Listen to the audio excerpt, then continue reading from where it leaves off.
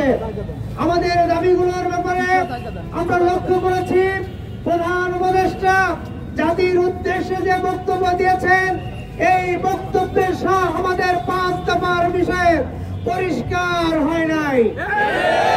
আমরা লক্ষ্য করেছি যে গণভোটের কথা তিনি বলেছেন, কিন্তু সেই গণভোট এবং জাতীয় নির্বাচন, সংসদ নির্বাচন তিনি একই দিনের কথা বলেছেন।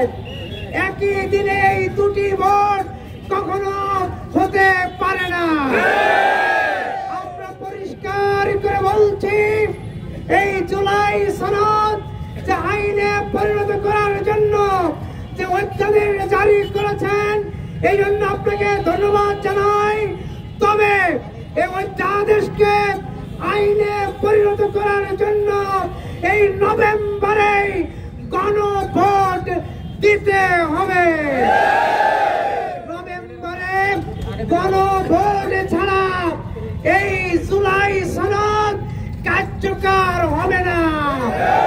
আর জুলাই সনদ কার্যকর না হলে ফেব্রুয়ারির 26 ফেব্রুয়ারির নির্বাচন হওয়ার কোনো সুযোগ নাই।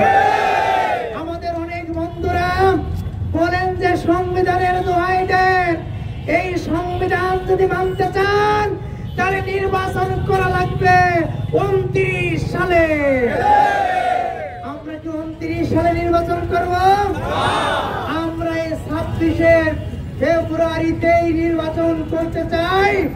তাই আমাদের দাবি, এদেশের আপামর জনতার দাবি, মাগুরাবাসীর দাবি, জুলাই আন্দোলনের প্রতিটি ছাত্র জনতার দাবি, অনতি বিলম্বে তথা নভেম্বরের ভিতরেই এই গণভোটের আয়োজন করতে হবে।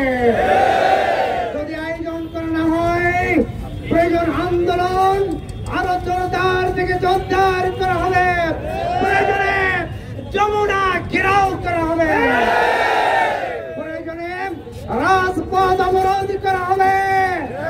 আমরা এই গণভোটে নভেম্বরে না হওয়া পর্যন্ত আমাদের আন্দোলন চলমান থাকবে।